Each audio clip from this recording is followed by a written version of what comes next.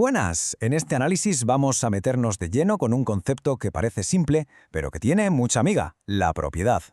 Nos vamos a sumergir en el Código Civil boliviano para entender qué significa, de verdad, ser dueño de un terreno.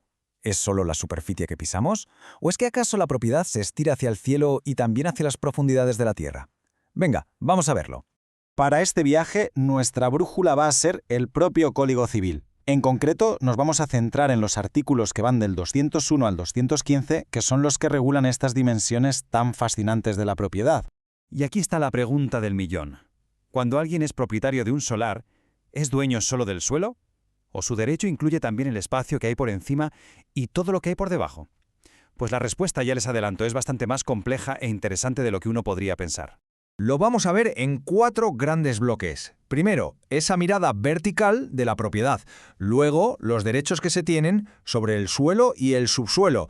Y para terminar, algo fundamental, el régimen de la propiedad agraria. ¡Empezamos! A ver, lo primero es pensar en vertical. El derecho en Bolivia no ve la propiedad como algo plano, una simple lámina. No, la ve como un volumen que tiene, digamos, 3 niveles. El suelo, el sobresuelo, que es básicamente el espacio aéreo, y el subsuelo. Y claro, cada uno tiene sus propias reglas del juego. Vamos con la primera capa, la de arriba, el sobresuelo. Vamos a analizar qué pasa cuando alguien quiere levantar una construcción en un terreno que no es suyo. El primer concepto que tenemos que entender es el derecho a construir. Y ojo que esto es mucho más que un simple permiso de obras. Es un derecho real, con todas las de la ley, que el dueño del terreno le da a otra persona. Puede ser por contrato o incluso por testamento.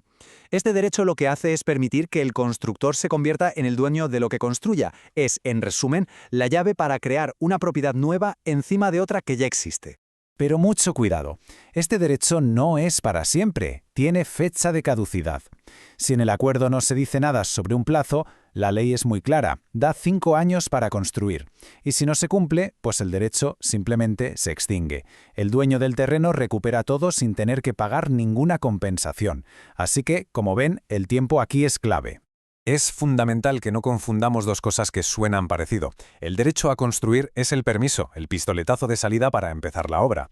Ahora bien, una vez que la construcción está terminada, lo que se tiene es un derecho de superficie, que ya es la propiedad de ese edificio pero separada del suelo. Pensemos que uno es la llave para entrar y el otro es la casa en sí. Y aquí viene un dato importantísimo sobre ese derecho de superficie. Es temporal. El artículo 204 es tajante, no deja lugar a dudas. No puede durar más de 30 años. ¿Y por qué este límite? Pues para evitar que la propiedad del suelo y la del edificio queden separadas para toda la vida, lo que a la larga podría ser un lío tremendo para el desarrollo de las ciudades. Pasado ese tiempo, se acabó la separación. Entonces, ¿qué pasa cuando este derecho se acaba? Pues la consecuencia más importante, cuando se cumple el plazo, es que la propiedad se vuelve a unificar. El dueño del terreno se convierte de forma automática en el dueño de la construcción. Eso sí, normalmente tendrá que pagar lo que valga en ese momento, a no ser que hubieran pactado otra cosa. Muy bien, ya hemos visto qué pasa por arriba. Ahora toca bajar y explorar las profundidades. Vamos a ver qué ocurre con el subsuelo. En esto, la ley es muy coherente. El artículo 209 nos dice que un propietario puede ceder el subsuelo para que otro construya. Pensemos en un parking subterráneo, unos sótanos para tiendas o incluso túneles. Y las reglas son básicamente un calco de las que vimos para la superficie. Se puede crear una propiedad separada bajo tierra, sí, pero también es temporal y está sujeta a las mismas condiciones y plazos. Es, como ven, un reflejo subterráneo del derecho de superficie. Bueno, y ahora aparcamos, nunca mejor dicho, los edificios y los parkings y damos un giro de 180 grados. Vamos a tocar un tema que es absolutamente crucial en Bolivia, la propiedad agraria. Aquí la tierra no es solo un bien, es un pilar socioeconómico. Y es que este principio del artículo 210 lo cambia todo. La tierra agraria, en origen, pertenece a la nación, y es el Estado el que tiene la sartén por el mango para distribuirla. Esto marca una diferencia abismal con la propiedad que hemos visto hasta ahora, la urbana o civil. El contraste es clarísimo. La propiedad civil se basa en papeles, títulos, contratos, testamentos, pero la propiedad agraria se sostiene sobre otro pilar, el trabajo. La tierra se adquiere y se mantiene trabajándola. El enfoque, por tanto, deja de ser el derecho de un individuo para centrarse en la función social y económica que cumple esa tierra. Y estos principios son el corazón del sistema. El trabajo lo es todo, y por eso mismo la ley prohíbe el latifundio, es decir, tener grandes extensiones de tierra paradas, sin producir.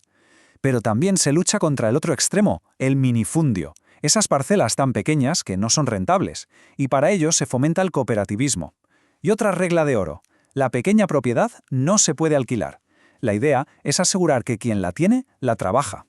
Y con esto llegamos al final. Hemos visto que la propiedad en Bolivia es un concepto tridimensional, con reglas para lo que hay arriba y abajo del suelo, y además un régimen agrario totalmente diferente, basado en la función social de la tierra. Y esto nos deja una pregunta final que es clave para el futuro. Con las ciudades creciendo sin parar y la necesidad de asegurar la comida para todos, ¿cómo va a conseguir Bolivia equilibrar estas dos formas tan distintas de entender la propiedad? Una pregunta que sin duda marcará buena parte de su desarrollo. Muchas gracias por la atención.